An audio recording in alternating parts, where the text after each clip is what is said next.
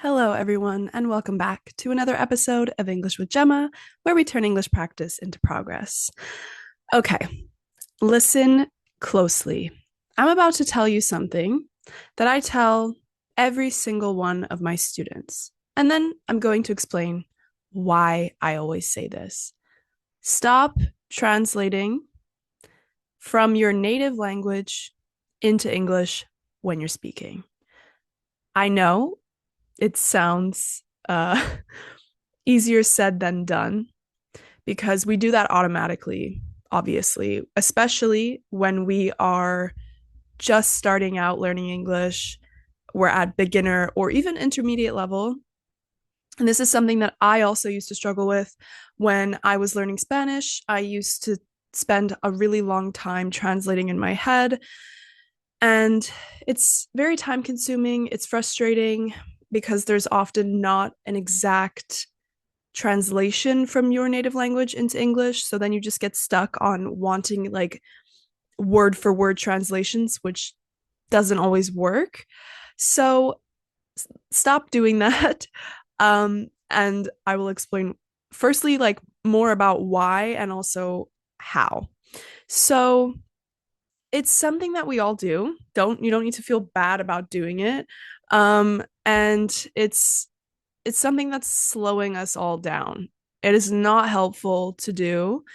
And it's definitely something that if you are doing it, you need to stop as soon as possible because it's hindering your progress.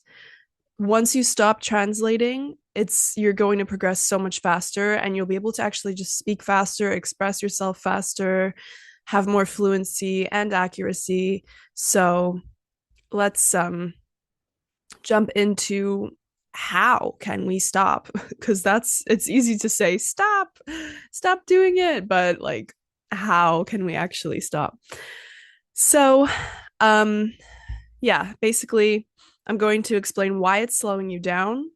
I'm going to share some facts and research. I always like to back up what I say with real information and facts. And obviously I share a lot about like my opinion and my own teaching style, but if I can, I always like to back up what I'm saying with real statistics and research.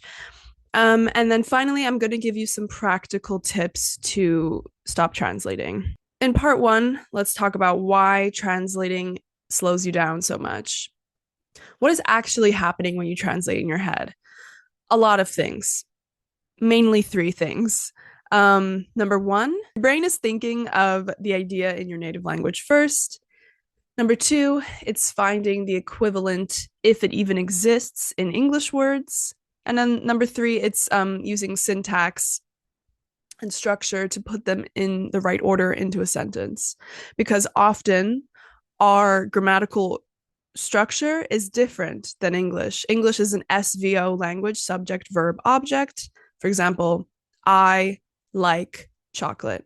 I is the subject, like is the verb, chocolate is the object. That is the structure of the English language in general, SVO. But a lot of languages, like Spanish, for example, they are not like that. They would say something like, chocolate is pleasing to me. Me gusta el chocolate. So it's not the same. And that's where we get tripped up a lot of the time because we think that it's going to just directly translate, and often it doesn't. So, this 3 step process takes a lot of time, and that's why English might feel slow for you. A lot of people say that they feel slow and they're not able to express themselves as quickly as they'd like to in English. Um, so that's why the sentences in your language might sound completely unnatural or even wrong in English if you translate directly. So let's bring in a bit of science now. Studies in second language acquisition show that the more you rely on translating, the more you strengthen the link between your native language and English. Instead of building a direct link between your ideas and the English words. This isn't good. We don't want a link between our native language and English. We want to break that link. And we want to try to think about English as its own thing, as its own language without even thinking about your native language when you're speaking English. That's how you start to think in English, when you can like almost completely forget the existence of your native language and just think about English as just English. No first language interference in there. Of course, it's difficult. I'm not saying it's easy, but hopefully my tips will help you. So, it's kind of like when you're driving and you take the long way instead of the shortcuts. It's like that. It's like you can get to the destination, but you're not getting there as fast as you could. So, according to research from the University of Nottingham, learners who stopped translating and start thinking in their target language can process sentences up to 30% faster after just a few months of practice. So, that obviously means that faster processing means faster speaking and listening. So, that is the science. Like, it really does make a difference. Let's finally talk about why translating is hindering your progress. Here are the three main ways that translating is holding you back. Number one, it slows your conversation speed. We just talked about that. You're always a step behind, especially in fast-paced conversations. Number two, it will cause grammar mistakes. Your grammar structures in your native language might not match up with English. Word order, verb forms, even prepositions can be completely different. And number three, it stops you from thinking like a native English speaker. Each language has its own like style and logic. And what I mean by style is like style of expression. And if you always translate, you're never fully adopting English's way of structuring thoughts. So let's talk about how to stop translating. How do we actually stop translating in our heads? These are my favorite tips. Number one, learn in chunks, in phrases, not words. So instead of learning individual words, you learn chunks of the language. For example, instead of learning by, the preposition by, and the way separately, learn the whole phrase, by the way, as one piece.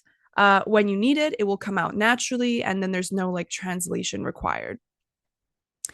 Next tip, describe, don't translate. If you don't know the exact word, try to paraphrase it or describe it in English using your words that you have, instead of going back to your native language and just, saying the word in your native language. So, example, you forget the word for umbrella. Hey, don't knock down that painting. The cat behind me is about to knock down a painting. He's so cheeky. You're so cheeky. You're such a bad boy. Yeah, but you're so freaking cute. Okay, so you forget the word for umbrella. So you can say, instead of just in Spanish, for example, saying paraguas, you can say the thing that you use when it rains to cover yourself, or the thing that you use when it rains to stop yourself from getting wet. That keeps you in English mode. And it's actually a really good way to improve in English, because you are using your skills to describe something. Okay, next tip. Think in English daily. Start with small moments. When you're cooking, think, I'm cutting the onions. When you're walking, think, I need to cross the street now. This creates a direct connection between your thoughts and English words. I call it like narrating in your head. Like a narrator is somebody who says what's happening in a story, and you are literally like narrating in real time in your head. Next tip, use visual associations. Instead of linking the word dog to the word in your language, link it to an image of a dog in your mind. You see the picture of a dog, you say the word dog. There's no translation of words needed because you're using imagery instead of words. That's kind of a weirdish abstract concept for some people, because I can't remember what percent of the population has this, but apparently some people find it really difficult or almost impossible to be able to picture things in their mind. Like for me, if I think of the fruit, an apple, I can picture the apple in my mind super clearly. I can see the red skin, I can see the light shining off of the apple. I can see the apple in my head really clearly, but I've actually spoken to some people that have that weird thing where you can't like see things in your mind, and it's actually like more common than you think. So if you're one of those people right now, you're thinking, "Oh my god, that's me. I can't actually picture things in my mind very clearly." Don't worry about it. It's kind of like it's quite normal, and it's not necessary. You don't need to always use visual associations with words. It's just a tip, but it's not the end of the world if you can't do it. But you're weird. I just want you to know that you're strange. I actually don't know if you're strange. I can't remember if it's rare or not, like how much of what percent of the population have that. I should look it up at some point. Not right now because we're going to keep going. So the next tip is to practice speaking without pausing. Set a timer for 1 to 2 minutes on your phone and just talk. Talk as much shit as you need to about any topic. If you don't know a word, describe it, paraphrase it, or use a simpler word. The goal is to just keep speaking. It's not about perfection. It's about fluency. You make as many mistakes as you want to. We're not talking about accuracy right now. We're talking about fluency and just talking. So, like, if you make mistakes, just keep going and record yourself. That's another great thing. Record yourself, watch it back, identify where you made mistakes. Yeah, I always say to record yourself. It's a great way to really take passive learning into active learning. All right. Final thoughts. Yes, breaking translation is hard because it's a habit that we have all formed. It's a muscle that you need to train. Your brain is a muscle, right? It's like working out or exercising every day. It doesn't happen overnight. So at first, you might feel really uncomfortable with breaking the translation habit or like it's really slow, but that's fine. With time, you'll notice that your English feels more natural, automatic, more automatic, and more confident. So the goal is not just to know English; it's to really take it that one step further and start thinking in English.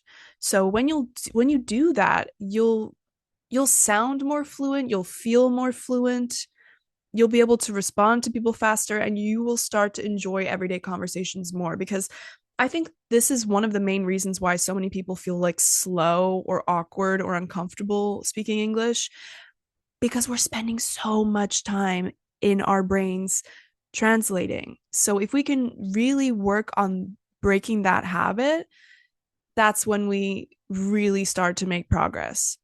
And you'll feel it, I promise, because I started doing this in Spanish.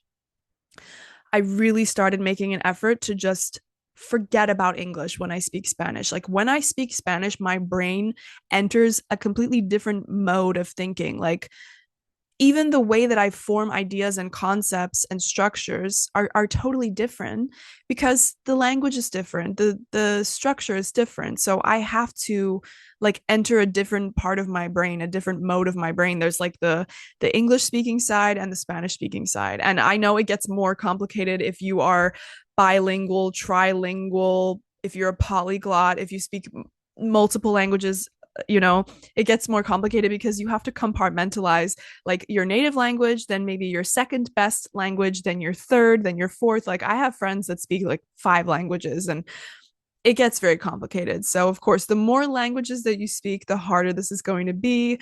But you can do this, I promise you. And when you start doing this, you will really, really feel the difference. So that is it for today's episode. But before we finish, I have something new that I thought of last week and I want to introduce it to you. So I'm still working on the name, but for now, I'm calling it Weekly Wins. So, what is a weekly win? Basically, in the comments below, I want everyone to share one good thing that happened this week, like a win, something that you did really well, that you succeeded in. And it can be something about your English learning journey. So, for example, I finally stopped translating in my head and now I feel so much better. And just share a little bit, something positive, something encouraging for this community that we have here. on this channel, English with Gemma, because you guys are so awesome in the comments. And I really, the stories that you share are so beautiful and so inspiring, and I would love to really encourage that and give it some structure. So I think with the weekly wins we can start to do that. So yes, it can be something English learning based, or it can just be something great that happened in your personal or your everyday life. Yeah, I don't know, maybe your best friend just had a baby, or your neighbors getting married, or I don't know, something fun or exciting that's happening in your life, or you just went on vacation. It doesn't have to be anything crazy, just something that's important to you, something that's positive for you. And yeah, share it down in the comments below. Once you share something, I will choose my favorite, and I will share it in the next episode. I will read the comments in the next episode. So it's also another way that if you want to be featured in one of my videos, I will give you a shout out. I will share your name. If you want to, be anonymous, please write that in the comment. Just say anonymous, and then I won't share your name or your username. And obviously don't share a weekly win if you don't want it to be read on my videos or my podcast, because I will be choosing them to share. All right, guys. So yeah, thank you so much for watching or listening. And I'm really excited to share one of your weekly wins in the next episode. And I'll see you next time. Bye.